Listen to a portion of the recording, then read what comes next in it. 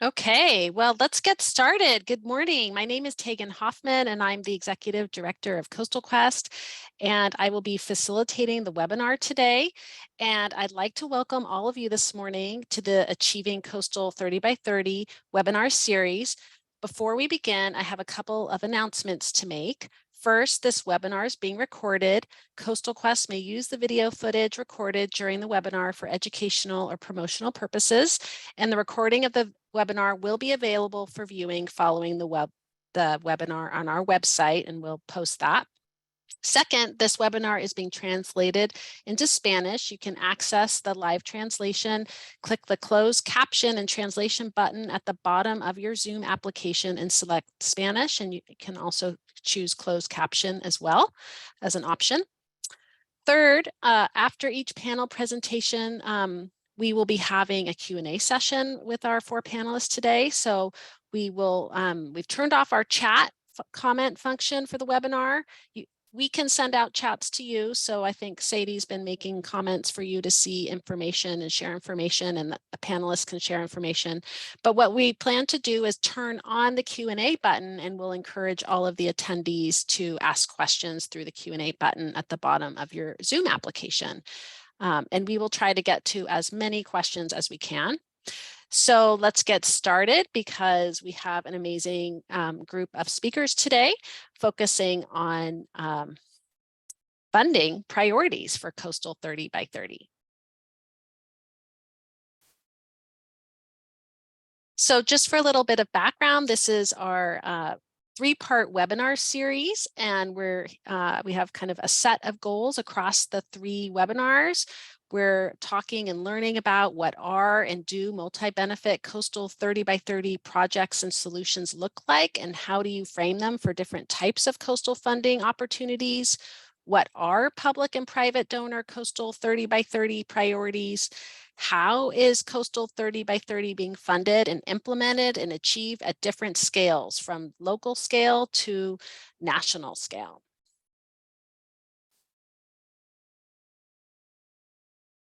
So today, and thank you everyone for joining us, we're going to focus on learning about Coastal 30 by 30 funding priorities. And if you haven't registered for Monday, please do so. We have a great conversation lined up with some different leaders who have been successfully achieving project goals of multi-benefit coastal 30 by 30 efforts. And we'll be able to have a conversation and learn from them about how they set those projects up and planned for them and funded them.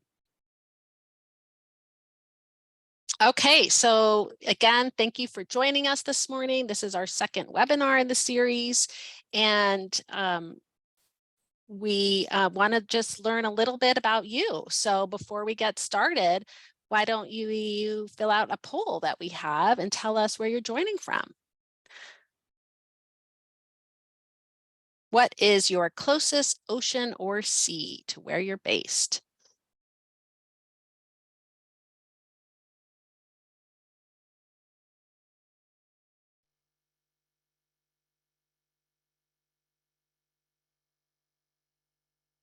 Looks like we have a few people from the Gulf of Mexico. Welcome. Caribbean, welcome.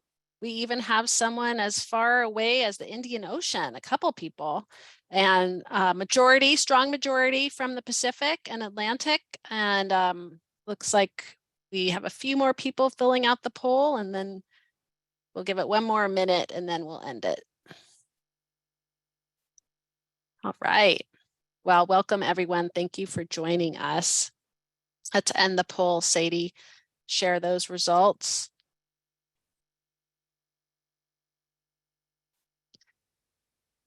So today, our objectives for today are really to hear from the philanthropic community, along with some public funders, on multi-benefit coastal 30 by 30 funding priorities and their programs. We're going to be gaining insights on how to frame your coastal project to cater to multi-benefit coastal solutions. And our agenda is, as I mentioned, we have a great lineup, and first, before we get into our main discussion, I'm going to share a little bit of information about Coastal Quest and our Coastal 30 by 30 initiative. Then for the main event, we'll hear from two public funders, NOAA and California State Coastal Conservancy, and two philanthropic funders, San Diego Foundation and their Binational Resilience Fund, and the Marisla Foundation, to learn about funding priorities and insights on framing projects and accessing funding. And then we'll have plenty of time for discussion and Q&A. And finally, I'll share some next steps and opportunities for further engagement.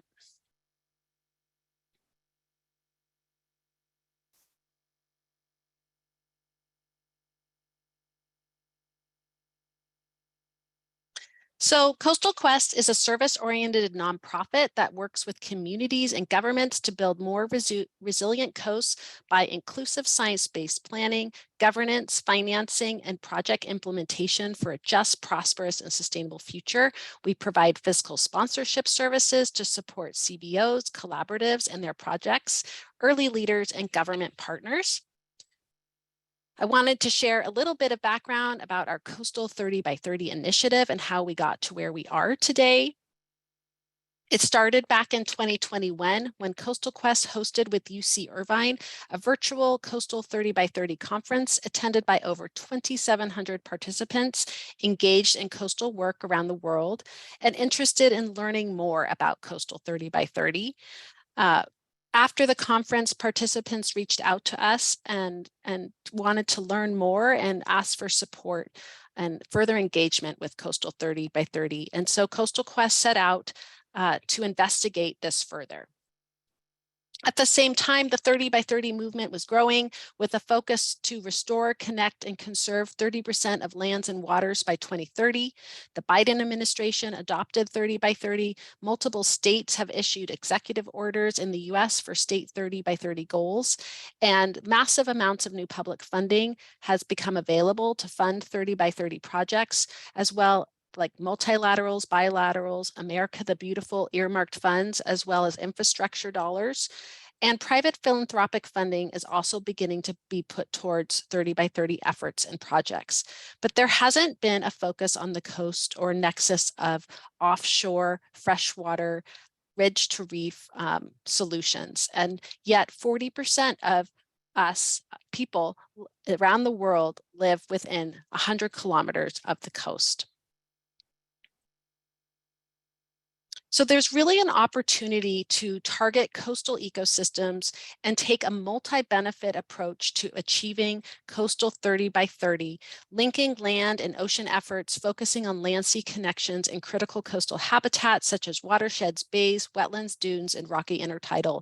The kind of silos of the 30 by 30 movement has also mirrored some of the silos of funding, making it difficult to fund coastal projects in 30 by 30, but there's really an opportunity to take different types of funding sources and highlight all the multi-benefits of coastal 30 by 30 solutions that protect biodiversity and conserve biodiversity, promote clean water, increase access to nature, improve public health, livelihoods and strong economies, ensure food security and sovereignty, and also a big focus on opportunities through nature-based solutions for climate mitigation, adaptation, and resilience, and cultural significance. So we set out after our incredibly well-attended conference to reach out to people and organizations and learn more about Coastal 30 by 30 solutions they're interested in learning about, what questions, what they would like to prioritize and understand more and better serve their needs moving forward. So we heard from 179 coastal practitioners and had interviews with 21 representative leaders and groups to identify their priorities and trends to guide and design and deliver support to create and achieve multi-benefit coastal 30 by 30 goals. And what we heard very strongly from almost 100% of the participants was a strong need and opportunity for support in securing and managing funds, understanding Coastal 30 by 30 and how their work contributes to 30 by 30 goals, and identifying goals and developing 30 by 30 plans that are achieving multi-benefits. And as a result, and going deeper into our discussion and survey data results, we really mapped out this need for funding, support, and technical assistance, as well as support with coordination, collaboration, and project planning, and building out a community of practice to really share lessons and case studies and tools, and creating a network of practitioners, trading technical expertise. And so we've been piloting this approach where we're starting to have webinars like we are today, as well as providing some small grants and technical assistance. And so we will be launching this initiative in coastal regions from whitewater to blue water, rural to urban, focusing on nearshore oceans, beaches, dunes, wetlands, watersheds, lakes, rivers, and achieving these land-sea connections and supporting efforts to build projects and partnerships that benefit people, nature, and climate, and helping support public-private partnership. Really with a focus of engaging priority communities. So now that you've heard a little bit about Coastal Quest and our Coastal 30 by 30 approach and goals, I would love to introduce our panel where we heard you and what you wanted to learn about. Learning about funding priorities and how to support your important projects. And so we have an amazing panel lined up today. First, we're going to hear from Joelle Gore, Stewardship Division Chief from NOAA Office for Coastal Management. She's going to share information on NOAA and multi-benefit coastal 30 by 30 federal funding opportunities.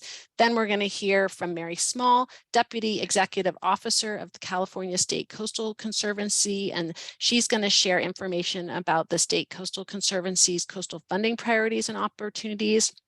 Then we'll hear from Yamilett Carrillo, Senior Manager of the Binational Resilience Initiative at the San Diego Foundation, share information about their coastal binational resilience initiative. And last speaker on the panel is Sara, Lowell, the Marine Program Director from the Marisla Foundation, and she's going to provide a high-level overview of global philanthropic landscape of coastal 30 by 30 funding. And then we'll have plenty of time for Q&A. So I will turn it over to you, Joelle. Thank you so much, Tegan. Happy to be here and happy to talk about NOAA's funding, particularly under the bipartisan infrastructure law, and how those restoration and conservation funds are aligning with America the Beautiful 30 by 30 priorities. Thanks, Tina. Next slide. I wanted to mention the 6 focus areas that NOAA is paying attention to under America the Beautiful, whether it's creating parks and safe outdoor spaces and supporting tribally led conservation and restoration, collaborating on conservation of fish and wildlife and habitat corridors, and more, including creating jobs by investing in restoration and resilience. We're really excited, again, about the funding that Congress provided under the bipartisan infrastructure law to help us support these focus areas. In particular, with the funding opportunities I'm talking about today, they really hit on those 3 highlighted areas of focus: supporting tribally led conservation and restoration, expanding collaborative conservation of fish and wildlife and habitat corridors. Particularly on that one, some of you might have been on the webinar a little bit earlier this week and heard my colleague Lauren Wenzel talk about the expansion of the National Marine Sanctuary Network, as well as the National Estuarine Research Reserves. So that's another way where NOAA is supporting collaborative conservation of fish and wildlife habitat and corridors. And then also with the funding that I'm talking about today, it brings into focus the creation of jobs by investing in restoration and resilience. Next slide, Tina. Great. And the relevant NOAA authorities that come into play with the funding that I'm talking about today is funding under the Coastal Zone Management Act, as well as the Magnuson-Stevens Fishery Conservation and Management Act. The other authorities there are certainly those that are relevant to our 6 focus areas, but these 2 in particular come into play with the funding that I'm speaking about today. So let's talk about the funding sources. Again, restoration and conservation investments. These are investments that Congress has provided funding for under the bipartisan infrastructure law. Under coastal zone management, that is for the programs that participate in the National Coastal Zone Management Act. There are 34 states and territories that participate in this program. Congress provided $207 million for restoration and conservation investments over the next 5 years. Likewise, NOAA, in partnership with states, have designated 30 national estuarine research reserves around the nation. There are other reserves that are in the designation process, but this funding is focused on supporting the 30 designated reserves, 77 million over the next 5 years. And then for habitat restoration and coastal resilience, this is funding that is managed by NOAA's Fisheries Service. These are funds that are broadly available to all non-federal partners, state governments, municipalities, tribal governments, nonprofits, for-profits, universities, 491 million over the next 5 years. All of these funding opportunities can be read more closely about at our NOAA.gov infrastructure/law website. I will share that what you will find there is information from our year 1 competition. We are still moving towards announcing year 1 projects. So what you'll see there is information from the funding opportunity notices from year 1. I also wanted to mention that I am focused only on the NOAA managed funding here, but we do work in partnership with the National Fish and Wildlife Foundation, and they have a new request for proposals that is out on the street that can be learned more about by going to NFWF's website. Again, that's the National Fish and Wildlife Foundation.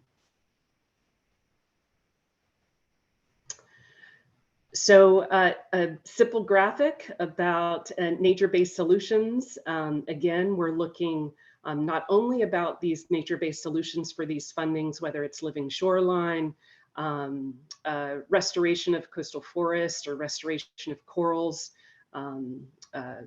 restoration of coastal wetlands, not only for the benefits for climate adaptation, but we're also looking for the enhancement of the resilience of our coastal ecosystems themselves, not only for the benefits of fish and wildlife that depend on them, but for their function and those functions that are passed on to communities for resilience. So let's first, again, mention the overall restoration and conservation objectives to restore coastal marine and Great Lakes ecosystems for their functions and advance nature-based solutions, to conserve lands, to protect coastal ecosystems. I will mention real quick now and mention again that the funding that goes towards the coastal zone management programs, as well as the National Estuarine Research Reserves, are really the only funds that set aside specific funding opportunity for land acquisition. The coastal habitat funding that is managed by our fisheries colleagues do allow for acquisition, but for the purposes of moving towards restoration of that land. So I'll talk more about that in a minute. And then enhancing community resilience to coastal hazards, including focus on underserved communities, and improving habitat for fish and wildlife.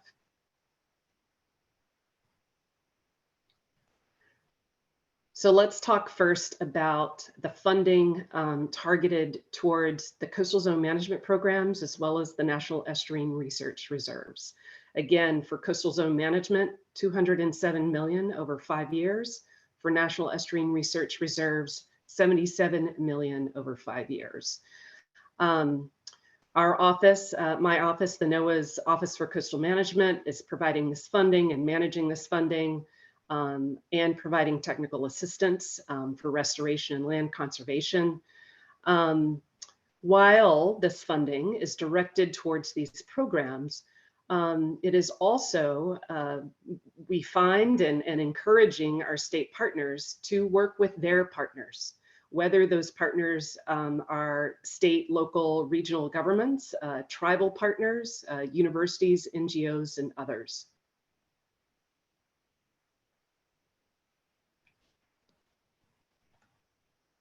Let's talk a little bit more about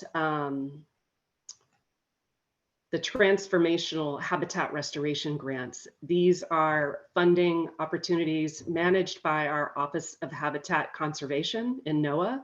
Again, provide funding for restoration at all stages of development. This means that we're not only providing funding for the restoration itself, but also for the planning, permitting, and the capacity building that's needed to move towards a restoration project. That is true for all of these funds. So it's not just the on the ground restoration implementation, but it is for the planning processes, as well as the permitting and the engineering design and drawing that comes with getting to the restoration project. For these grants, funding will restore habitat for fisheries, protect resources, and also strengthen the resilience of communities and ecosystems. Again, we're talking about multi-benefits, holistic benefits, and the habitat-based approaches that strengthen both the ecosystems and communities in the area. NOAA's Office of Habitat Conservation also targeted about $10 million in year one to specifically support restoration and resilience for underserved communities. This was intended to ensure that communities are an integral part of the restoration projects. And it allowed for more of the capacity building efforts that are needed in underserved communities to be able to, again, plan and prioritize for the habitat restoration needs in their area, and be able to move towards the development of projects for restoration later in future years of funding.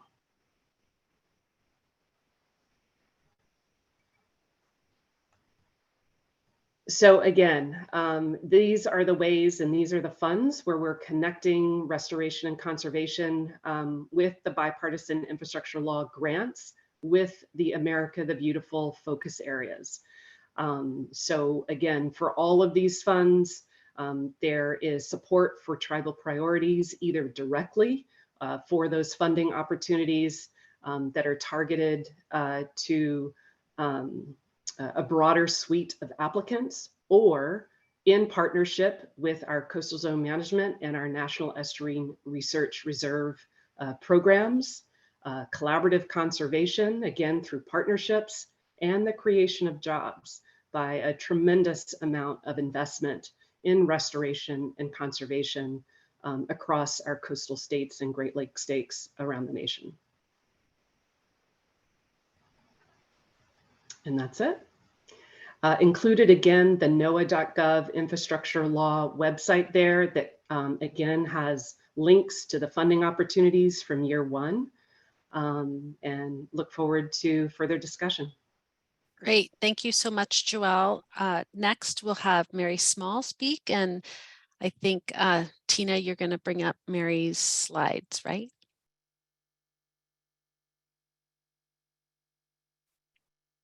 Great. Thank you. Great. Thank you so much. I am Mary Small. I'm the Deputy Executive Officer of the State Coastal Conservancy. You can go to the next slide. And I really want to thank Coastal Quest for hosting this.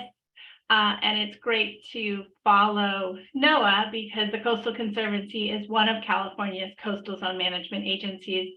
And so we work closely with NOAA, the Office for Coastal Management, and hopefully, I certainly saw a lot of similarities in what Joelle just presented, and hopefully you will see that alignment as well.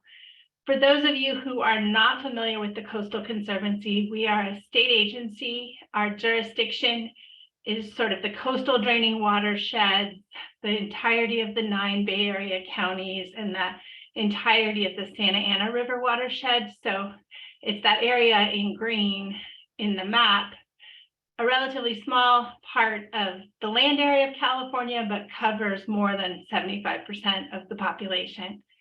And our mission is to act with others to protect, restore, and increase public access to the California coast and the San Francisco Bay Area.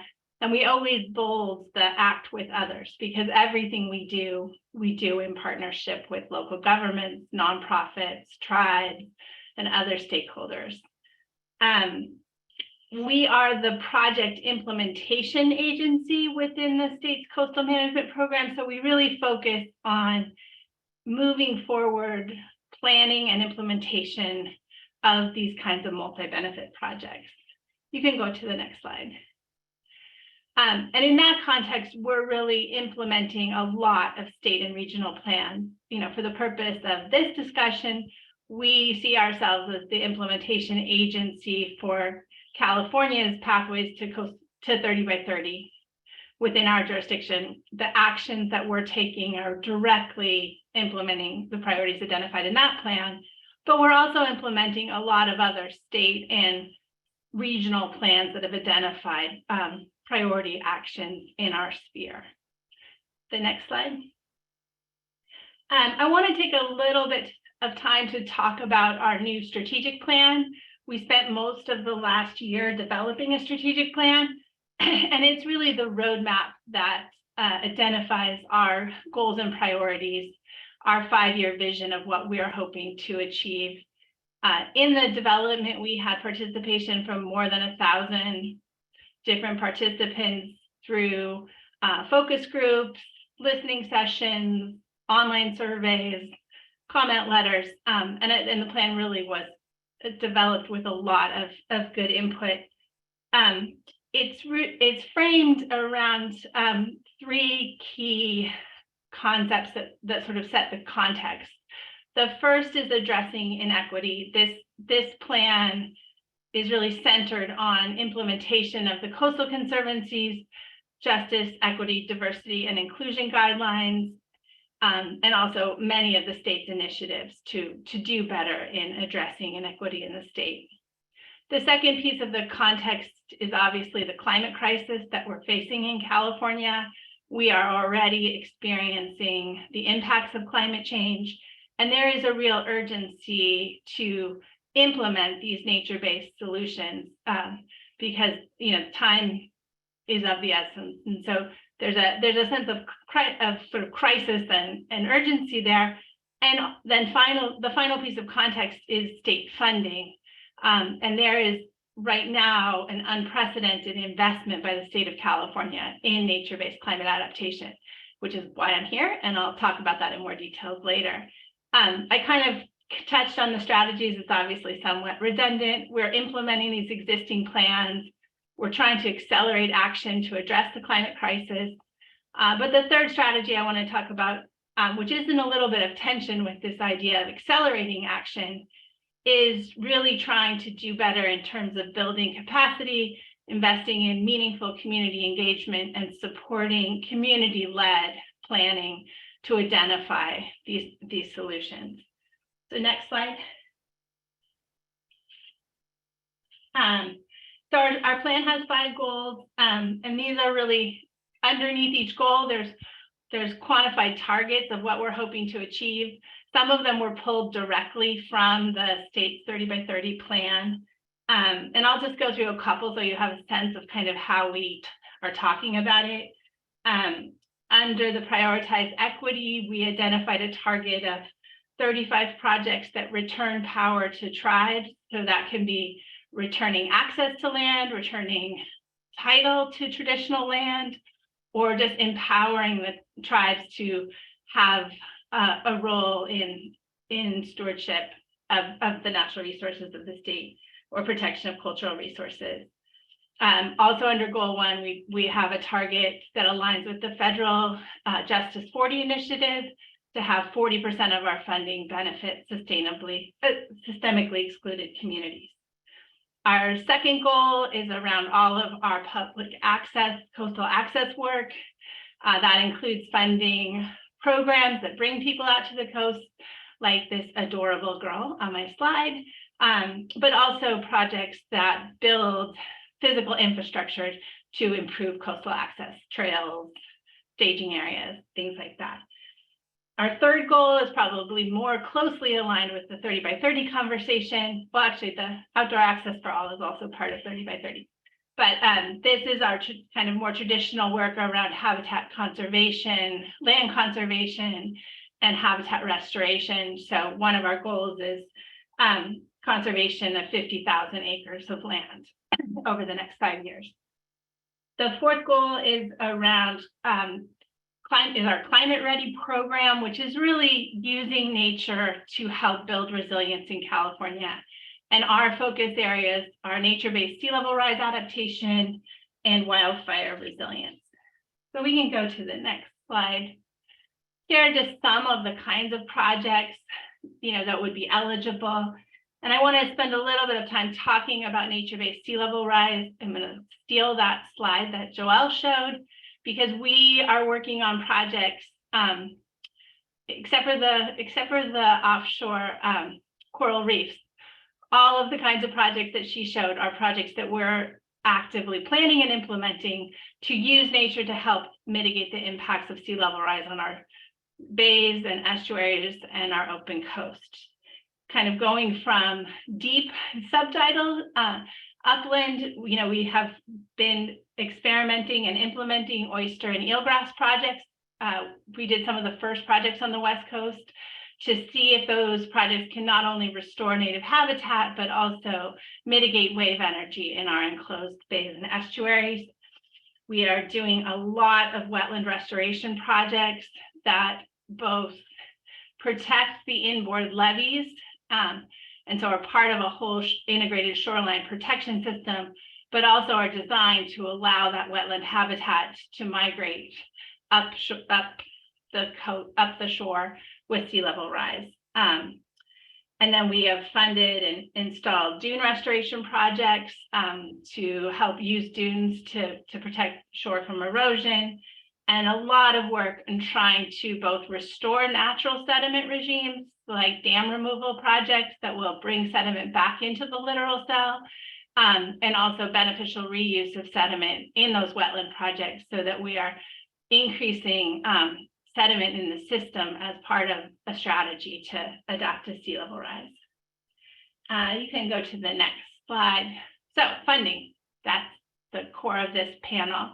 This slide summarizes the funding that is available to the Coastal Conservancy in last year's budget, combined with what's proposed for this year's budget. For those of you in California, you may know, but our budget is still working its way through the process and won't be finalized until July 1st. So these numbers may change, but currently what we are expecting is to have about $750 million available in funding in these different allocations. And I guess what I would highlight is, more than 400 million of that is for sea level rise adaptation projects. And so a really heavy focus on nature-based sea level rise work. You can go to the next slide. I'm going to go quickly through how you access this money. All of this is available on our website, which is well, you could just Google Coastal Conservancy grants and it would get you to the grants page. We have basically a 3-step process. The first step is optional, but we highly recommend that you email our regional managers, and their emails are on our website, to just get some initial feedback before you even start, to make sure that the project fits within what we're able to do.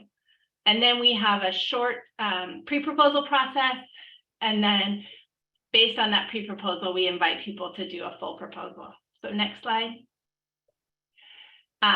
Who's eligible? Public entities, federally recognized tribes, and nonprofits with a 501c3 status. We have done a lot of work with non-federally recognized tribes, usually in conjunction with a fiscal sponsor who's a nonprofit. We don't have a set minimum or maximum for our grants, but typically they are between a couple of 100,000 and 5 million. And then the kinds of things that we can fund land conservation. We, like NOAA, can fund both community engagement and sort of initial design, as well as feasibility, permitting, that kind of work, and then project implementation, construction, and execution. Our strategic plan is part of our equity work. We are really interested in funding workforce development. So exactly what Joelle was just saying, but making sure that these projects are delivering good jobs as part of the benefits. Next. We have a lot of resources that we have been trying to develop and put out on our website. So I would encourage you to look there. There's some short videos. There's a grant application guide, as well as the application materials. The next slide. These are our overarching project selection criteria, kind of the broadest lens through which we justify the expenditures that we make of state funding. Next slide. And this is what the pre-application is. It's just a couple of pages. You can go to the next slide. I think people can find this, but really what we're looking for is very, partly I wanted to make this stuff available to people so that if you want to see examples of how you apply for our grants, you know, the summary, we're looking for just a really simple explanation of what you're trying to do. The next slide. This is would be a pre-application for a project we actually did of oyster and eelgrass restoration in San Diego Bay. And the next slide. And then once we've gone through the pre-proposal, if you're invited, the full proposal is more cumbersome, is a longer document that really is where you articulate how your project meets our strategic plan and our selection criteria, and answer some of the kind of questions of how it's going to get done. And next slide. And all of it you can submit via email to grants.scc.ca.gov. And I think that's it for me. Great. Thank you, Mary. Okay. And now we're going to go to our third speaker, Yami. Hello. Hello, everyone. Hi. Let me begin sharing my screen. Great.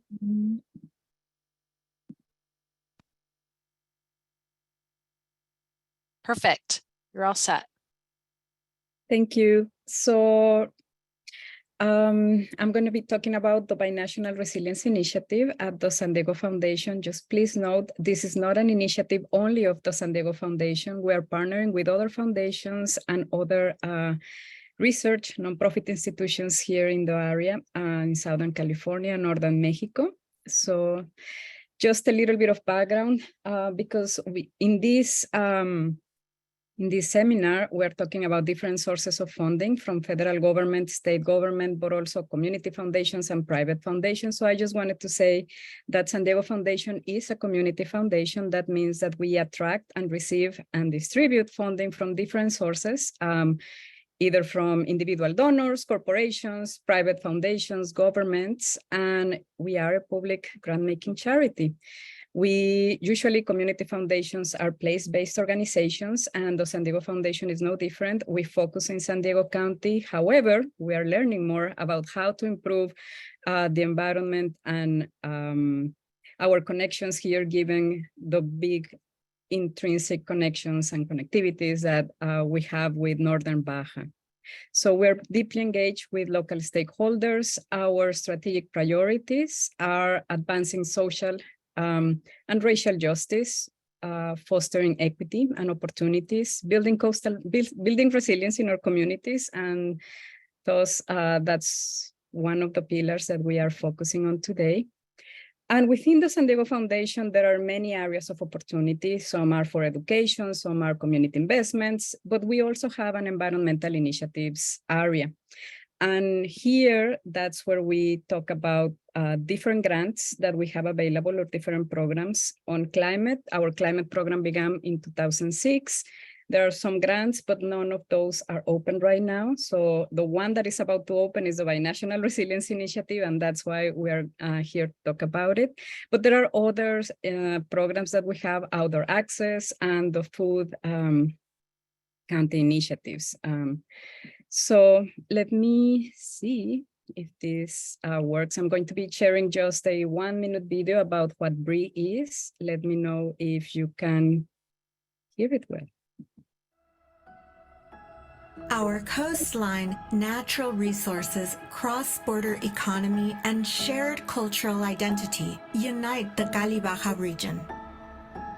From Oceanside to Ensenada, the communities across our unique and diverse region are facing unprecedented and intersecting challenges posed by climate change.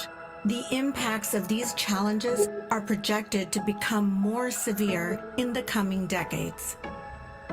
We all want our region to thrive as we adapt to our changing world and build a sustainable future together.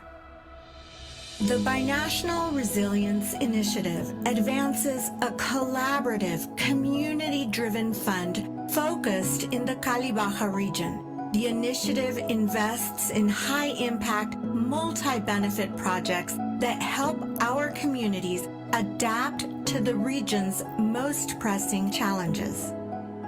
The first stage is focused on building resilience in coastal communities affected by climate change. We invite you to join us as we build a more sustainable future for our binational community. Donate now and help us build a more resilient Cali Baja region.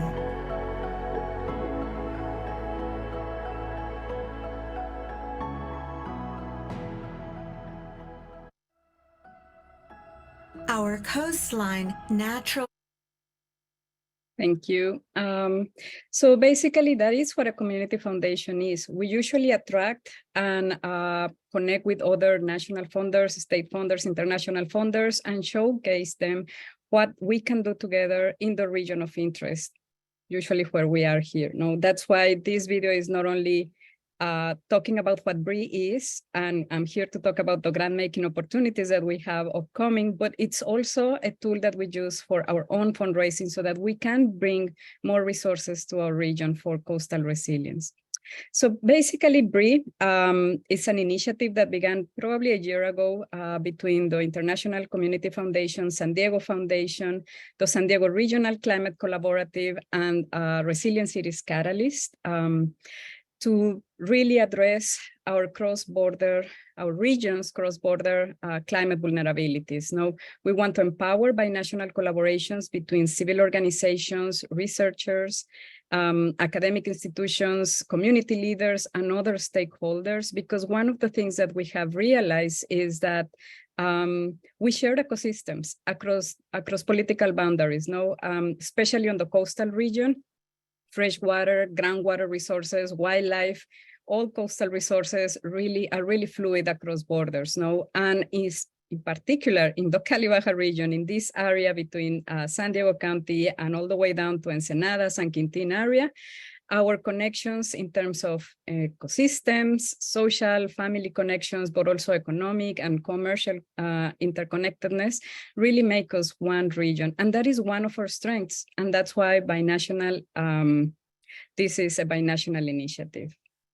A little bit about, as BRE began back in 2022, we selected 4 initial projects, and I'm just putting them out here so that you can get an idea of what type of projects can help you develop and with funding. No, so there was one that we funded with UCSD to help us build this network of connections, not only with research and academia, but also nonprofit organizations working in the region to get us ahead of climate change and think about adaptation mitigation options as a region, not just one side or the other side of the border. We also are supporting the Southwest Wetland Interpretive Association, which is working on the Tijuana River National Estuary Research Reserve. They are doing work on both the Tijuana River and also for the benefit of the estuary in Imperial Beach. Via Internacional, it's connecting 3 different communities from Barrio Logan all the way to Rosarito and building connections, coastal connections with them. And also Wild Coast is working on stormwater reduction, plastic recycling in the Tijuana River watershed. So there are different opportunities. This is just a sample of the type of projects that the Binational Resilience Initiative can support. You are probably going to have a way more array of options that you might be looking for if you are working in the Cali Baja region. This is our coming grant cycle. Is going to be open on April 10th. It's going to stay open for a month until May 5th. All the information is going to be published in our website at San Diego Foundation.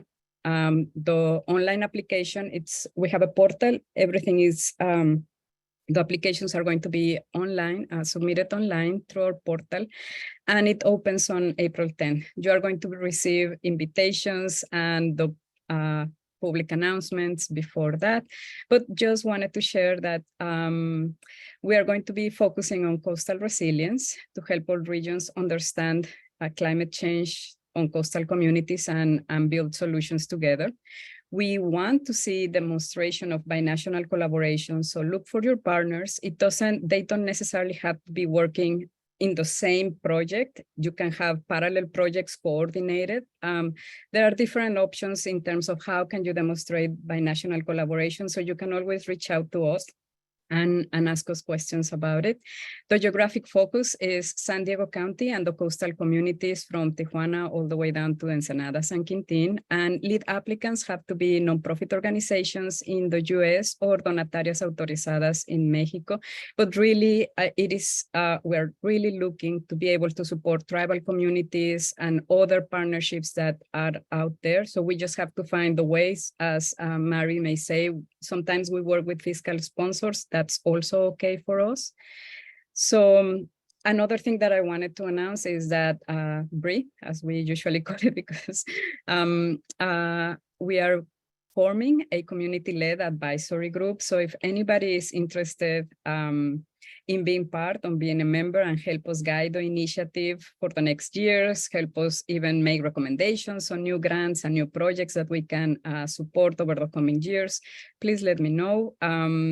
We not only have going to be having the application open for funding, but also for membership for the task force group of BRI. And this is the end of the presentation. I just want to say thank you all for your attention and your consideration, and for Coastal Quest for inviting us to share this opportunity that we have for the Cali Baja region. And also thank our partners, ICF, the Climate Collaborative at the San Diego University of San Diego, Resilient Cities Catalyst, and also you may have questions, so you can use the QR code and that will take you to the landing page of BRI within San Diego Foundation. If you have general questions, you can send me an email, but if you have specific questions about the BRI grants or the task force, you can use our environment email, and we are going to be addressing any questions towards the end of the panel. But thank you, everybody, very much. Great. Thank you so much, Yami. And our next speaker is Sara Lowell. Sara, you want to share your slides? Yes. Great. I'll get those. All right. Perfect. You're all set. Hello, everybody. So I just wanted to say thank you to Coastal Quest for organizing this informational session, and thank you to those who are participating. I see a lot of familiar names. As mentioned, I'm Sara Lowell, and I'm the Marine Conservation Director at the Marisla Foundation, and we are based in Southern California. And so I'm speaking to the private philanthropy side, and I'm going to kind of put a caveat out there that there's a lot happening. There's a lot of commitments happening, but a lot of that thinking and kind of formulation and how do you actually implement those commitments is still in the works. So just to kind of sharing that.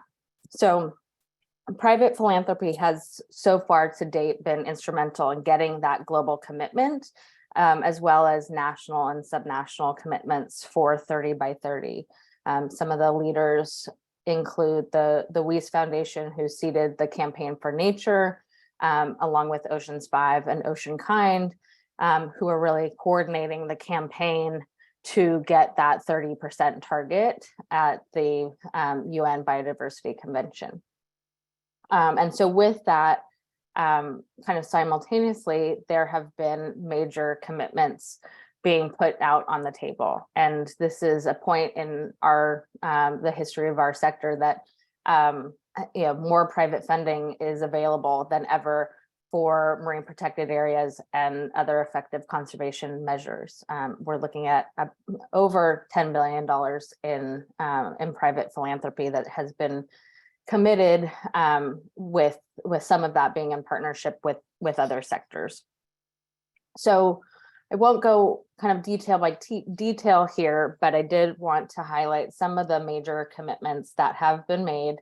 And so, one of them being the Protecting Our Planet Challenge. And so 5 billion has been committed for 30 by 30 specifically, but 1 billion of that has been essentially committed for oceans and coasts.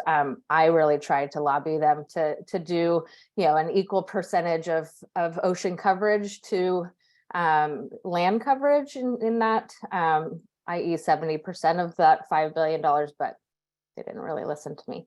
But so and within that group of 9 foundations, 2 of them are really taking the lead to actually implementing their commitment. And so at the recent Our Oceans campaign, Bloomberg and Arcadia announced a partnership with Oceans 5 to start budgeting out $51 million towards projects and getting that money on the ground. Another that has been announced is the Blue Nature Alliance, and that's a partnership between Conservation International, Pew Charitable Trust, GF, and then 2 private philanthropies, Minderoo Foundation and the Rob and Melanie Walton Foundation. Jeff Bezos is in there in a few different places. He's in the Protecting Our Planet Challenge, but he's also made an additional $2 billion commitment towards nature, and a lot of these commitments are not specifically earmarked for our ocean. So I think that's another kind of the biggest dollars, unfortunately, are not going to oceans and coasts. But I think there's a lot of flexibility in how we can frame these efforts in a way that may bring money to the coast. So there's also the Pew Bertarelli Challenge. And then just some additional ones that are kind of parallel. So there's the Weiss Campaign for Nature. And so Hans-Jörg Weiss has committed $1.5 billion to achieving 30 by 30. And so that is kind of, all nature. There is also the Indigenous peoples and local communities commitment, and that's among a few different funders: the Ford Foundation, Children's Investment Fund Foundation, Christensen, Packard, Sobrado, Oak, Hewlett, and then some of the Protecting Our Planet committers as well. So Arcadia, Bloomberg. And then there's also this global fund for coral reefs, which has a lot of parallel to 30 by 30 and to coastal resilience.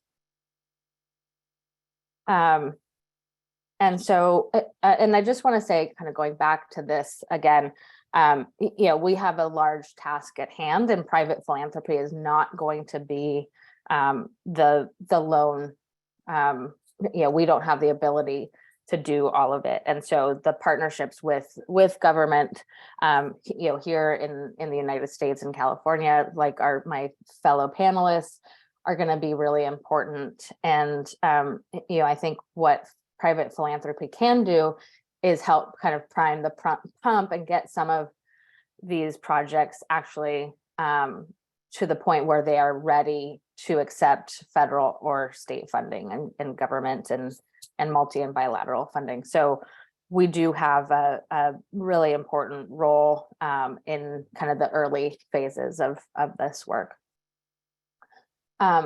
So for you all who are trying to kind of think about, okay, well, here's this opportunity laid out, how do I frame my work in order to be successful and get private philanthropy dollars for that? So there are, obviously, every philanthropy has its unique individual priorities and geographies that it's working in. Some are more broad, others are pretty narrow in how they're thinking. So there are, my advice to you all is to really do your research, really understand the donor's geographic and topical priorities. Understand what is a reasonable ask to that donor. Are they regularly giving out, grants that are 100,000, 200,000? Look at those amounts and try and kind of fit within that. Simultaneously though, there is a huge opportunity. So you can also package something that is ambitious in the hopes that they can kind of meet that ambition as well.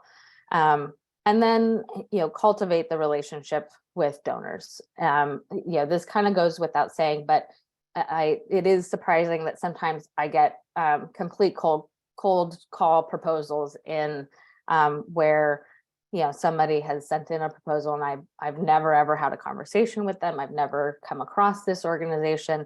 It actually doesn't have any relevance to what our priorities are. So, do yourself a favor. Don't waste your time and do that additional kind of research at the front end. And then once you have that kind of initial discussion, even if it is a no or a not now, continue to update them. You don't know what changes internally they may have. So, and then if you do get funding, assume that you have a renewal. Pretend, that you, at the end of this, you're going to renew, and assume that unless you've been explicitly told not to renew, and really cultivate that renewal. Sometimes I get, a couple of years later, groups saying, oh, well, would Marisla funded us, but now you're not funding us. Why did that happen? I was like, well, you never sent in a proposal to get the renewal. So, these seem like obvious things, but sometimes they, this is how, when you're dealing with a lot of different donors to cultivate, it's hard to kind of keep track. So, and then in terms of kind of the framing the topic, meet the global imperative. Here's the opportunity at hand. We are, trying to address a biodiversity and climate crisis. And so really kind of frame it that way. A lot of the funders are looking at supporting Indigenous and local communities. And so this is a way to kind of incorporate the justice lens that many funders have made commitments around. Again, biodiversity conservation, maybe MPAs are not the square issue that funders are working in. So OECMs are a great way to broaden the focus and, there's still a lot of work to define what is meaning of that term. I think a lot of donors are going to identify what that term means to them. And so, I think just, I think the focus will be the effective part of that. Are these measures effective?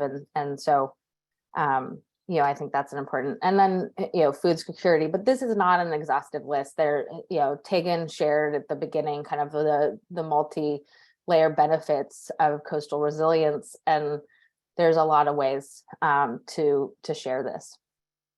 So kind of bringing it back to Marisla, how do we engage in 30 by 30? So Marisla has been in existence for 35 years. We have been funding area-based and management in coasts, oceans for almost as long as that. We are focusing in 4 main geographies in California, Hawaii, Baja California, and Chile. And so we are funding grantees directly to do this work. We are also working through funder collaboratives. So we are a founding partner of Oceans 5. And so we're funding marine protected areas work there. And the goal is to bring more funding to the landscape for MPAs. And we've been pretty successful at that. And then strategic partnerships. And so this is kind of, we have kind of 2 models that we have utilized in order to do this. And usually it's a kind of geographically specific opportunity. So Marisla was a really integral partner in getting the Marine Life Protection Act implemented through a public-private partnership where we were giving funding to a private nonprofit, so Resources Legacy Fund, and they were really helping to work with the state of California and in the implementation and the design and designation, and then now the implementation phase of our network in California. And then also we're kind of replicating that, although in its own kind of form and uniqueness in Hawaii with their 30 by 30 effort. And so through the Hawaii Community Foundation, we have given funding, and that funding is allocated through a local advisory board of stakeholders. And they're working together with the state of Hawaii to get those marine managed areas implemented and on the map. So that's a little bit about us and philanthropy. There's, I think stay tuned. There's more happening and more definition will be coming out of that. And if you have any questions, feel free to direct them to me. So thank you very much. Thank you, Sara. And thank you, Joelle, Mary, Yami, and Sara for your excellent presentations. We're now going to start the Q&A portion of our session. And we invite you to start. We're going to open up the Q&A to type in questions and if that you'd like to ask the panel. So you can see the Zoom function toolbar at the bottom. It says Q&A, and just click on that and we'll open that up for everyone to start asking questions, and we will call on you. So I'm going to stop sharing my screen here just a second, and I will start with a first question for the panel. And there we go. So I guess what I'd like to, oh yes, thank you. I'm starting my video now. Now you can see me all. Okay, great. So maybe just to kind of bring this all together, since we had Yami talk about the binational fund, and we have kind of NOAA here, Coastal Conservancy, Binational Fund, Marisla, strong support in California. Considering the landscape scale issues often don't end at the borders, Joelle and Mary, what are some of the priorities for NOAA and the Coastal Conservancy to work on transboundary issues? Do you have any thoughts on that? Mary, you want to go first from the state perspective? Sure, I'm happy to. We are a state agency funded with state tax dollars, but we're probably a little bit unique in that we define our kind of jurisdiction around coastal resources. So we have actually worked in the Tijuana watershed for a very long time, all the way up in the city of Tijuana, helping with some of the sedimentation issues that are coming down and supporting the NER and the other parts, SWIA and all of those partners. So it's great to see the San Diego Foundation's initiative, but I think, where there's such a clear nexus to state resources, we are happy to try and do our part to help address those problems, because you can't solve them without looking across the borders. Great. Thanks, Mary. Oh, sorry. Go ahead. Okay, I'll just add and amplify what Mary said.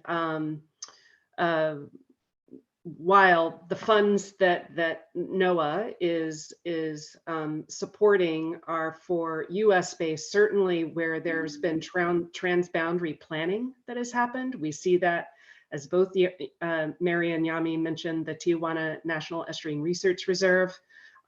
There is support that benefits those transboundary countries.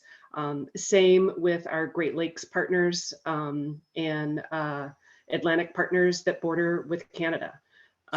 There's been a lot of planning that has been supported in bilateral efforts. So we see that those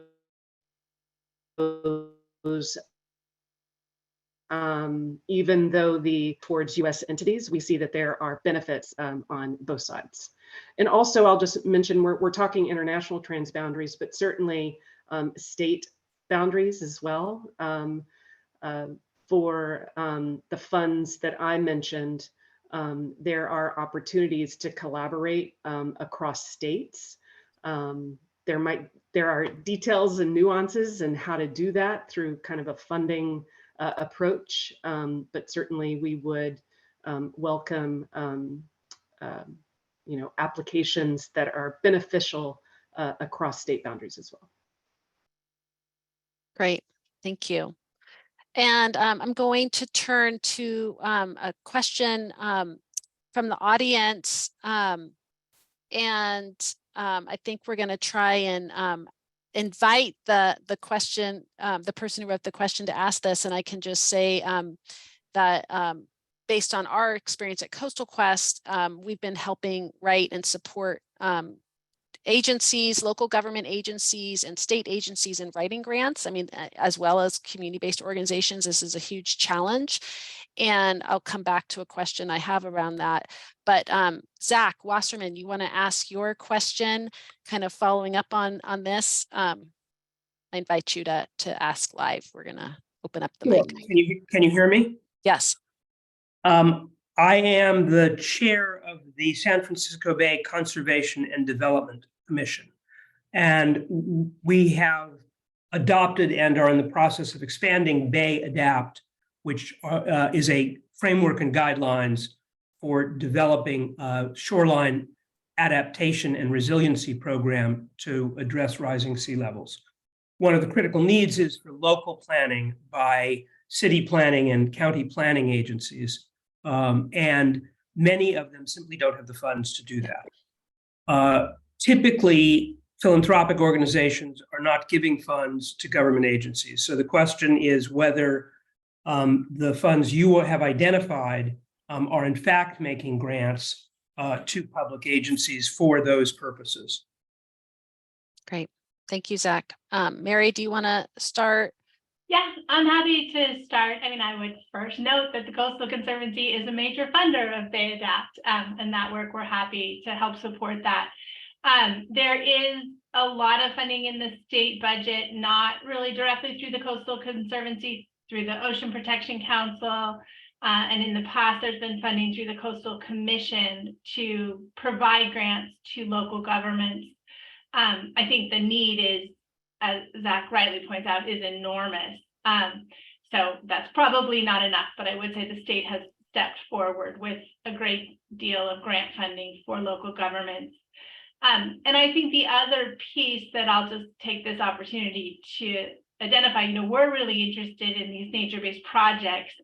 There's a lot of work that has to happen sort of before you even get to having a project, of getting that really deep community engagement. And especially in under-resourced communities, I think there's a lot of need to support that kind of figuring out what the project even is kind of planning. And so if Zach gets to say what he wants foundations to fund, I'll just put my pitch in that I would love to see. We're trying to do that where we can, but because our funding has to be tied to a project, if that planning is really nebulous, it's hard for us to engage that early, even though we recognize that that's what's needed. So I think that's a role foundations also could play in this space. Sara, Yami, do you have some thoughts on kind of philanthropic funding to build local government capacity?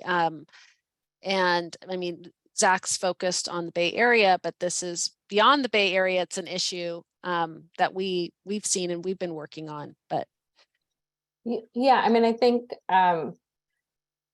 to Zach, to your question, while I'm talking about philanthropy as having kind of making global and international scale commitments, a lot of them maintain localized grant making.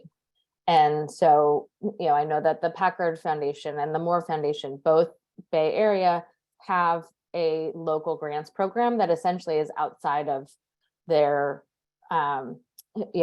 philanthropy for the international work that they're doing, or the national scale work. So I think, look at what is in your own backyard in terms of foundations, and kind of start there.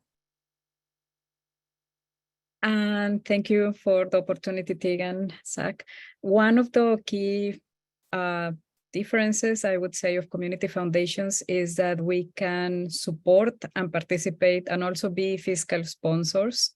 So in different cases in which government agencies or local governments cannot apply directly, community foundations can help you with that, as well as any other community-based organizations. So look for partnerships in which maybe the local government cannot be the lead applicant, but maybe a community-based organization can be, and through sub-granting or different types of partnerships, the work can be done.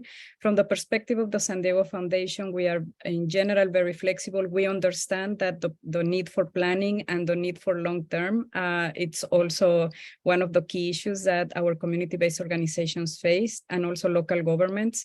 So for example, BRI is structured very open in terms of you can propose, as long as you can demonstrate binational collaboration and the direct link for coastal resilience, we can definitely include planning, adaptation, mitigation, other types of measures that you might be thinking of within this region.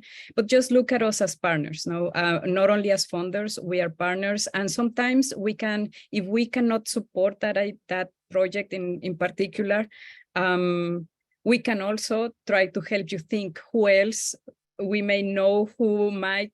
We can also, as a community foundation, we can also help you with the application. If you want a second pair of eyes and additional support, beyond just a letter of support, we are here to support you. Yeah, and specifically, Zach, Coastal Quest has been pounding the pavement on matching and getting philanthropic support for the Bay Area, and we've launched a Bay Area program. And well, starting small, it's getting bigger. We have 2 private donors.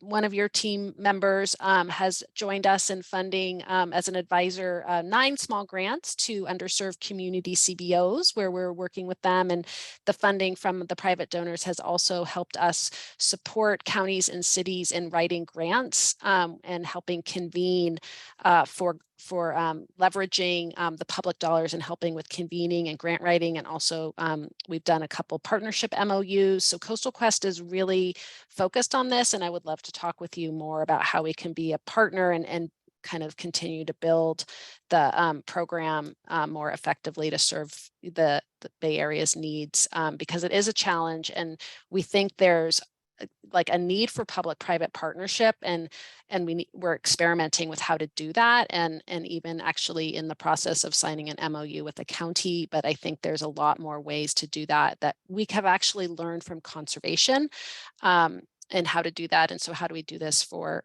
coastal multi-benefit adaptation and resilience? I think it would be great.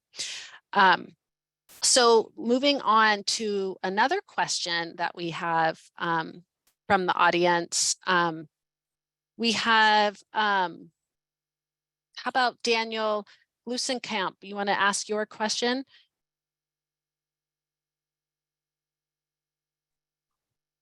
Yeah, hi. Wasn't really looking to get on microphone, but I do want to make the point that we're in a really important time right now where over the last couple of years, our legislators in California have made really smart investments in coastal resilience and coastal adaptation, investing, budgeting very large sums. The governor's proposed budget does major cuts to those, 65% cut to coastal resilience, 35% cut to the Ocean Protection Council. He did that before the big storms trashed the coast. And so there's a lot of political support for doing something to reverse those cuts. They haven't actually happened yet, but they will if advocates don't speak up, if regular Californians don't speak up. And so I'd encourage everyone to get involved. You should be receiving emails in your inbox from all kinds of groups, Brown Girls Surf, Surfrider, California Institute for Biodiversity, TNC. When they say click here to let your legislator know, please take that 1 minute to click and let them know that we need to invest in the coast now to save ourselves tremendous hardship in the future. Great, thank you. And yeah, maybe we, if there's any suggestions from anyone on the panel about how to influence those budgets, have any thoughts anyone feels comfortable sharing? Yeah. If I'm still on mic, I would say, first and foremost, speak to your state assembly member and your state senator. If you want, I can help you find them at info@calalive.org, but you can find them. And just send them a note. Tell them that you're a scientist, a restorationist, a conservationist, whatever you are, tell them what you are and how this is important to you. That's really what's needed. And especially if you're in the districts for Assemblymember Ting, Becker, Bennett, Limon, Skinner, they're all very important. And then we need to let the governor know as well. Great, thank you. Okay, I'm going to ask another question. This is from Stacy Leiden. Do you want to turn on your mic?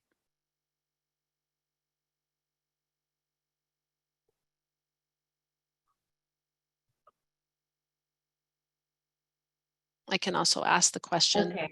Yeah. Can you hear me now? I apologize. It took me a minute. My question is for a nonprofit. I'm with the California Marine Sanctuary Foundation. We've been successful for many years, 25 years now, with public funding and being competitive for public grants, but we're just starting to look at private philanthropy to expand our programs in ocean conservation and climate change mitigation. What we've done so far is related to small private family foundations where maybe one of our board members or a staff member has a personal connection to a member of a family. And we'd like to expand out with with larger funders like are here on the call, like Marisla and community foundations. And I'm wondering, based on what Sara mentioned about cold applications where there's no relationship, how do you suggest that we initiate those relationships? I understand the importance of cultivating and then sustaining and stewarding relationships, but how do we start where we don't have a connection? What's your recommendation so that we don't waste your time, cause challenges for you, and present our work in a way that might be attractive? Yeah, I mean, so new organizations come to us in various ways. And I will caveat that Marisla has been cutting back over the last few years. So we are not taking on new grantees at the moment, but in my experience, I think it happens in several different ways. Look at your network and go to your board members or go to your stakeholders and get them to identify if they have contacts connections or anything. So that's kind of a great way. So, you know, if a fellow funder, you know, may come to me and say, we're supporting this organization, you know, not expecting you to take them on, but I'm vouching for them. So I think having somebody to vouch for you all is a really great way.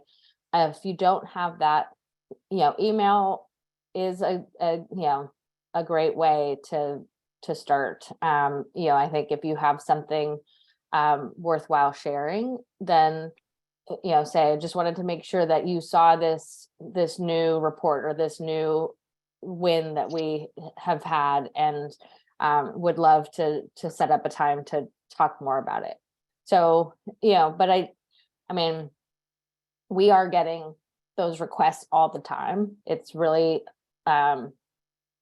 challenging to balance because we want to be responsive, but it's also a lot of people reaching out. So, you know, just be persistent, I guess, is kind of the, and wear us down. Okay. So I have a question, and I'm going to ask you, Joelle, first to answer it, but it really, I think for both small, like especially smaller organizations and community-based organizations, and I know, you know, there's this mandate for achieving this Justice 40, like how is NOAA really going to ensure that those funding priorities and distribution is met with the funding you've mapped out, and how can organizations and smaller organizations like learn and really figure out how to get this funding and apply for it? Like, how is that going to work? So we'll break that down in a couple of different ways. First, talking about Justice 40 goals, supporting underserved communities, especially the funds that go to and for the coastal zone management programs and the National Estuarine Research Reserve programs are funds targeted to those programs, right? Okay. So as Mary and the California Coastal Conservancy is an eligible applicant for those funds, as an example, and the 35 states and territories and the 30 reserves, NOAA is really looking to our state partners to develop those partnerships with smaller communities. As part of that funding, one of the funding criteria is partnering with or benefiting underserved communities. So that is how we're targeting these funds by including in our criteria the support, partnership, and benefit to underserved communities. That's true for the NOAA's Office of Habitat Conservation funds as well, that have a much broader suite of eligible applicants. For some of those funds, again, working with your state coastal management program, working with your nearby National Estuarine Research Reserve is one way. We also see, and this is true for the funding, the broader funding for habitat conservation that's focused on the benefits to fisheries. We see organizations that work with a group of smaller organizations to be that third party, either fiduciary agent, convener, supporter of bringing smaller organizations together, smaller communities together to help act and support them on their behalf. We, even in the coastal management and reserve efforts, while we might not see NGOs do that, certainly we see partners work with our coastal zone management and research reserves to play a role. There are a lot of different ways that we're getting to this. I mentioned too, for our funding that is focused on restoration, focused on the benefits to fisheries, that we did pull under year one for bipartisan infrastructure law, we did pull $10 million that was specifically competed for underserved communities. We're very much relying on organizations, communities to self-define what it means to be underserved. So while we use the administration's broad definition of what that is, we're looking for that self-identification and definition as well. So I'll stop there. There might be a follow-on that I missed, but I'll stop there. So as a follow-up, Mary, sounds like there's an opportunity for a lot more funding for the state of California through the federal funds. Is that correct? And how are you going to be, accessing that funding? There is, we are definitely interested in applying for the funding. And Joelle can correct me if I'm wrong, but I think it's basically rolling out an annual request.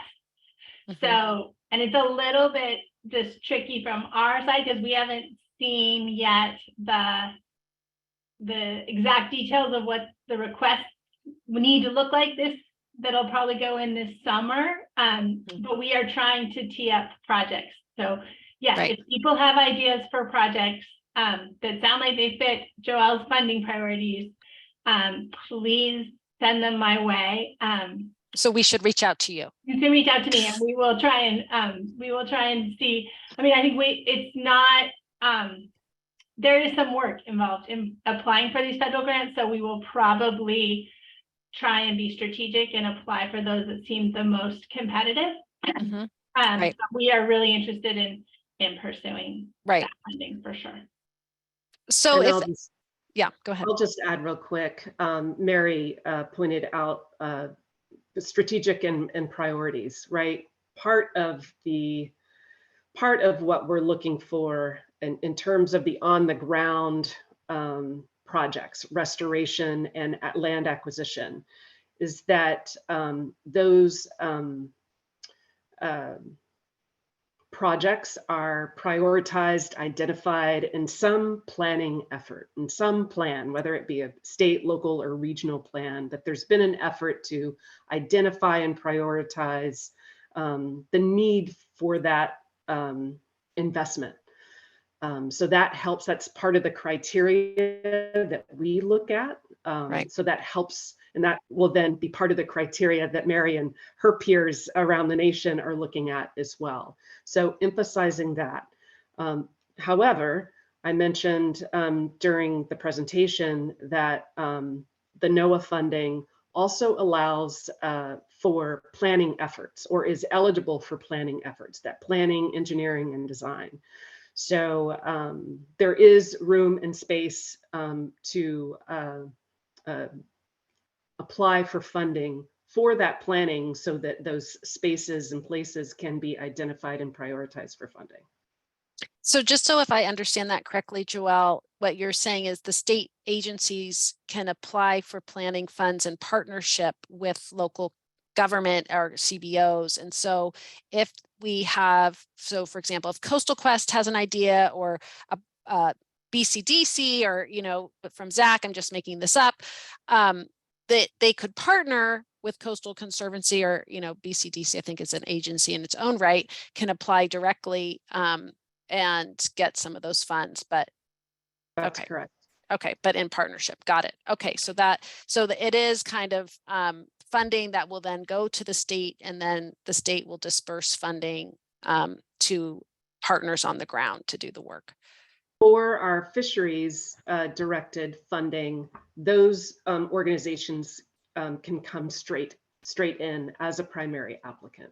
Got it. So again, I encourage folks to go to that NOAA.gov infrastructure law website, and then the funding opportunities for year one are still online. They're not live, but it gives a little bit of insight on what those funding opportunities look like. Right. And so we know, and we're, you know, that some of these application processes are very rigorous, that both the state and the federal, and even Mary alluded to being strategic in applying for what federal ones, you know, and so I guess I'm curious, just thinking about this capacity issue that we heard also, you know, and I know this for ourselves in our role, where we're seeing this need and opportunity to really help with grant writing and convening and planning, and so that, you know, groups are ready for getting this public and funding. You know, what I'm going to ask you, Sara, you know, for coastal protections and some of these programs to succeed, communities, local governments need capacity and support and resources to do this planning, to get this funding, to have effective management. You know, do private foundations support these activities in this kind of startup phase? I mean, we're not really seeing it in the coastal space right now. And I'd like to understand a little bit more what you're thinking is going to happen as these priorities are mapped out in the philanthropic community for this multi-benefit kind of nature-based solutions 30 by 30. Mm-hmm. Well, obviously, I cannot speak for all of my colleagues and their positions, and so for Marisla, obviously, we believe that the capacity building piece is important. We're supporting this seminar series. Right. Thank you. And so, you know, we know that there is a pipeline for projects that are ready, but there's also, you know, a million projects that are not in that position yet. And we want to make sure that we can help them get there. And so in the places that I have influence, I'm trying to, you know, encourage some of the funding to go to capacity building so that we can really build out a more robust pipeline of projects and efforts. And so, you know, but I think, you know, in terms of the level of funding that is available right now, there are sufficient ready projects to fund that. And so, you know, I think there will be kind of a point where the low-hanging fruit options are kind of used up, and you know, we can't really have a lull in between while we wait for capacity to be built for the next set of projects. So I will continue to kind of work and make sure that there is some sort of infrastructure for capacity building, but it is yeah, it's not top of mind for all of my colleagues. Right. Understand. And Yami, do you have any thoughts to add to that from your perspective on the binational resilience front? Yeah, capacity building is one of the areas in which they can apply for BRI. The only two caveats is we have to demonstrate binational collaboration and coastal resilience. So, but a component of the budget can definitely be going towards capacity building. We, as a community foundation, we really strive to encourage and strengthen civil organizations and strengthen their voices and uplift them. So capacity building for us is really key. Not only in terms of what we can do together for the ecosystem and the livelihoods of our community, but also for building equity. Right. Thank you. Okay, I'm going to turn to the audience here. And LaDanya, thank you for waiting patiently. I'd like you to turn on your mic and ask your question. Yes, good morning, everyone. Good morning. LaDonna Williams. I'm with a small community-based organization, All Positives Possible.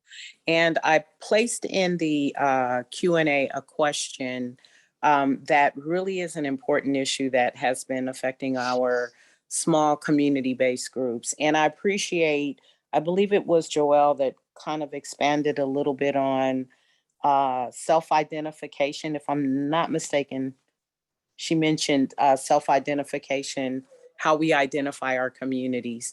I guess my question is there's a couple of questions. One is, do the folks on the panel recognize descendants of freedmen as indigenous people or as tribal if and when they would apply for funding, because we found that to be an issue that has been major in our small communities where we've been excluded from the process because we're not recognized. And the other issue being, what protocols do you have in place to address discriminatory practices of those that you fund? In particular, even as we speak, and it's ironic, one of the agencies is, here today, but there is an issue of anti-Blackness with engagement within these agencies like BCDC. And we've raised these issues to the point of where, our community members have been unwelcomed in these spaces, and we've had to remove ourselves because of it. And so what we find is, these agencies and even larger NGOs are getting funding under the umbrella of environmental justice, equity, and inclusion. But when it actually plays out, their practices are very anti-Black, very discriminatory, and those resources do not reach our communities that are disadvantaged. Underserved is one way to I guess label it as well, but we have been historically and continue to be disadvantaged. Although we're the highest risk populations, we live in these communities where we literally have raw sewage plants that are, you leave your door and 50 feet away is a live raw sewage plant with a live train coming through, where maybe, I don't know, 100 or so yards away from a refinery. One actually, 2019 exploded on our communities. And yet we're forced in these processes where we're supposed to be engaging with agencies and these entities that claim to be about fairness and inclusion, but when it actually plays out, we're not getting that funding. Right. Well, thank you for your question and pointing out these really important issues. And I'd love to hear from Joelle and Mary about this. Thanks so much, LaDonna. First, as you know, these are systemic issues that are very difficult, and on the front line better than certainly me, who's operating as a representative of the federal government, knows. So let me back up a little bit. So one of the things that my office is focused on doing through peer-to-peer sharing. I know, Mary, I think you'll be coming to DC in the next couple of weeks. And one of the things that we're doing is bringing together our state managers, not only our Coastal Zone Management Act managers from the state coastal programs and the estuarine research reserves, but also our partners through the Environmental Protection Agency, particularly partners with the National Estuary Programs, but also partners from a few other agencies as well, U.S. Fish and Wildlife Service as well. And one of the topics that we'll be doing peer-to-peer learning on is how we continue to make progress in engaging with communities that are disadvantaged, under-resourced, and that haven't been engaged with well or productively by states or the federal agencies historically. So we are attempting to continue learning through these efforts, not only as we invest these funds, but for the long term. we're hoping that this funding helps us unpack, do better, make progress that is durable. I would love to talk with you offline, and if you want to take my email address real quick, Joelle, Joelle .gore, GORE @NOAA.gov. I'll pause there.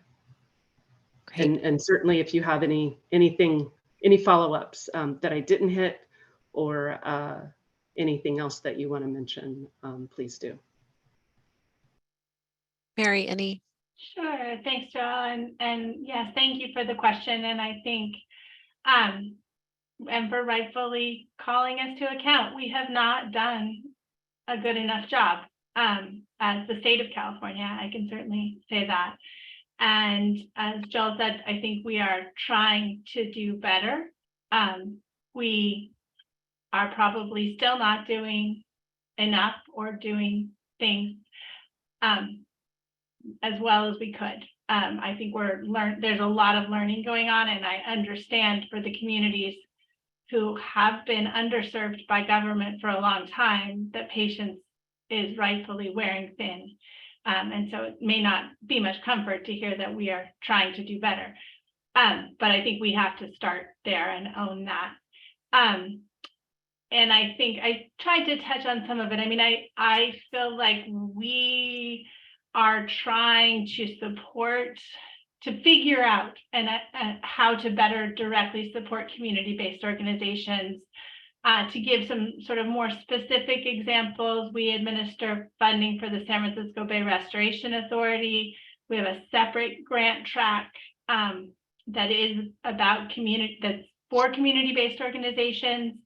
And so we are trying to look at our processes and do a better job of making our funding available to smaller organizations. There is some tension there because of the burden, honestly, of administering a state grant. We don't want to put organizations in a position where they end up not having the capacity. The state comes back and audits them, and then they have to pay back money or some horrible situation. So we have to be kind of mindful of that and try and navigate, the best way to get these groups not just engaged, but really leading the projects in their communities. I also want to just touch on your specific question about tribal entities, and I'll just speak for the state of California. We have sort of two different relationships with tribes in California. There is a government-to-government relationship with tribes, and for that process, our process of interaction is a little bit different. And when we're interacting government to government, we really defer to the Native American Heritage Commission for the tribes that are recognized by the state of California. And that's a problematic list and a problematic process, but we have to defer to that commission because that's their whole job, is to recognize those tribes.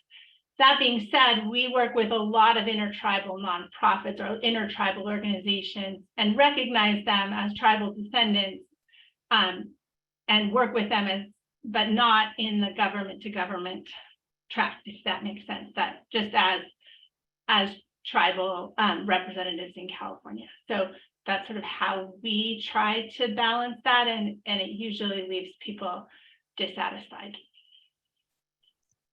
Great, thank you, Mary. And I'm guessing that if LaDonna has any specific questions for the Coastal Conservancy, she can absolutely direct emails, because it's Sure. all the emails are available on the website, and LaDonna, we can also I can pass on some information too, if that's helpful.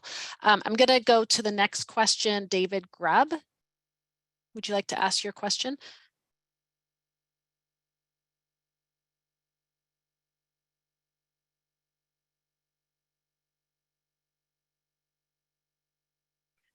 Maybe we can, is David there, Sadie? David has stepped out. Okay, Ricky, would you like to ask your question?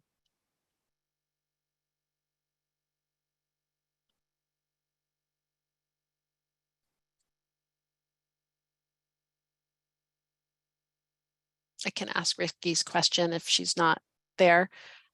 Ricky's question. I'm here. I'm Okay. sorry. At this stage of 30 by 30, there's still a lot that we don't understand. And we need to analyze a lot of the types of areas that are already currently managed or perhaps undermanaged that could be valuable for biodiversity conservation and access and a lot of the issues we're talking about today. We need to explore the current status, legislative requirements, conservation benefits, implementation needs, and monitoring and effectiveness measures needed for each potential type of coastal and marine conservation area along the West Coast. And my question is, where is the most likely source of funding for that type of work for researchers and policy experts to identify potential candidate sites for consideration? Thank you. Want me to take that? I would direct you to, and you're probably familiar with it, but the California Nature Initiative that Jennifer Norris is running out of the Natural Resources Agency.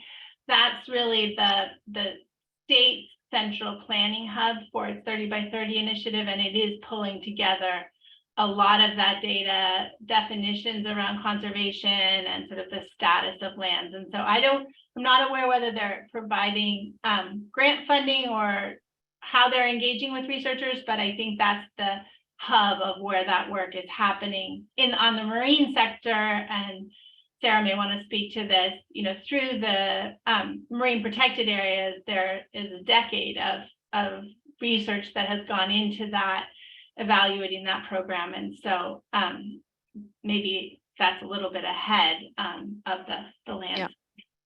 I'll just pipe in here, Ricky. Mike Escrow on Wednesday gave a pretty thorough presentation explaining the process they're going to be undertaking to do some assessment of the OE CMs. And I think, I don't know if there'll be funding for that, but they are going to be kind of going through a process to be thoughtful. Sara, did you want to add to that? Nothing specific. I think, the state of California is in the process of its decadal review. And so I think that for the marine protected areas and that will, is kind of a critical step for the Department of Fish and Wildlife to then determine if there is a pathway related to the MPA network for 30 by 30. I would love to see that happen. And, I know that there's a lot of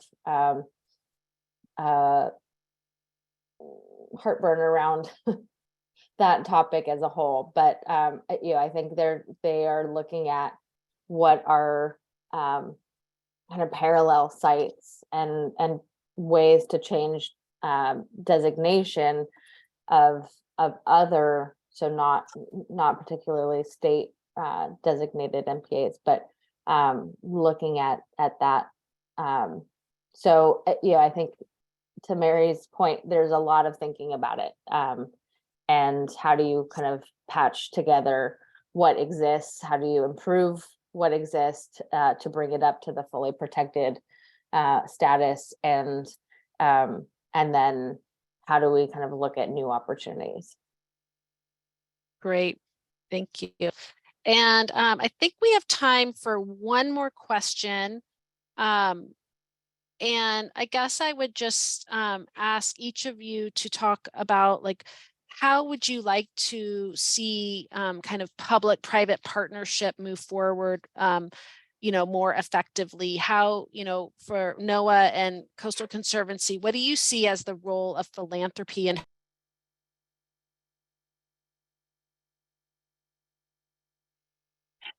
Did anyone else lose Tegan? I think we lost her.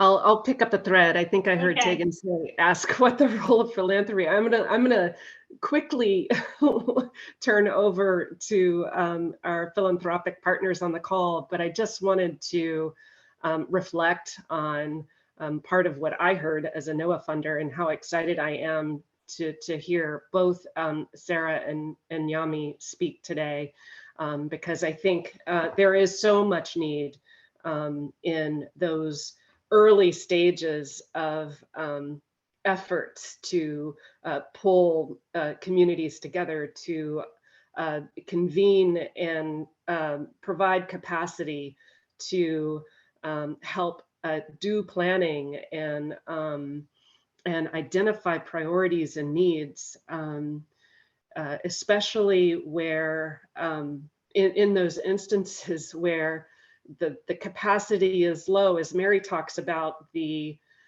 nuances and of state funds and applications. The bar and nuances for federal funding is also very high. So the role that the philanthropic groups can play is extraordinary, because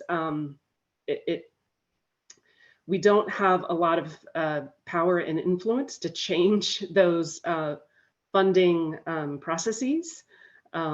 So having the support of the philanthropic groups in meeting these overall objectives and goals is tremendous. Yeah, I mean, just given that we have been part of a few public-private partnerships, I think what we have seen as kind of a factor of success in those partnerships is government's willingness to enter into those partnerships in the first place. And so, I think they are oftentimes new for the staff and leaders who are participating. There needs to be some willingness to enter into something that is out of their kind of norm. And so where government has been willing to do that, that has been where we've seen the biggest success. And I think there on the side of philanthropy, it does take time for us to feel, to help government come along and not, we move at different paces. And so philanthropy has to be willing to kind of move at the pace of government and kind of bring them to that comfort spot. And then we can also kind of simultaneously be acting faster in other ways. And, in some cases, helping to accelerate that shift in culture. Sara, Mary, or Yami, would you like to add? I don't feel like I have a lot to add. I mean, I think we're really fortunate in California. We're grateful for the foundations that are partnering with us on this work. And I think the speakers before me have really covered it. I just want to add that this type of seminars in which we have the opportunity to hear from different sources of funding all together, we are also thinking about potential partnerships down the road and how can we expand and support where federal government or state government cannot go. So for example, on those pre-planning areas, maybe community foundations can play a role. Also for those grants that some applicants cannot be the lead applicants. There are also other different types of partnerships that I would encourage everybody to consider. Think outside the box. I think it's a known word or phrase, but it's very much applicable. And also just connect with your local community foundations. Sometimes they don't advertise or they don't have a big environment program, but they may be able to help. They may have discretionary funding. It's not necessarily a grant cycle that has an established season or period, but just beginning as Sara and Mary and Joelle have indicated, just begin those conversations and say what you're looking for, what type of help you are looking for. And maybe we can think together about those additional potential partnerships, or maybe we can connect you with somebody else who has a better solution for what you are trying to do. So just, even if you don't see that there's a specific environment connection or a specific grant RFP open, just connect with different foundations and see where does that leads to? Okay. Thank you so much. So I'm going to jump in. Tegan unfortunately had a very poorly timed computer crash. So thank you so much to all of you for joining us today. To our speakers, we really had such a rich conversation. So appreciate your time joining us today. And also to our attendees, thank you for joining us. And as Tegan mentioned, this is the second part of a 3-part series. The third part is on Monday, and we'll be hearing from case studies and coastal leaders about how they funded their projects and how they put together kind of a funding, sustainable funding stream. So if you're interested in joining us for Monday, please register in the link that Sadie will send out through the chat. Also, Coastal Quest put together a funding opportunities list for Coastal 30 by 30. It's a live Google Doc. And so we will be updating it as we go, as opportunities come through. So please take a look at that as well. This session is being recorded. We'll send out notes and the recording by email, and we'll also post it on our website. And this is just a quick look at our Coastal 30 by 30 funding opportunity list that's in the Google Doc. Other than that, thank you very much for joining us today, and we hope to see you on Monday. Take care, everyone. Have a great weekend.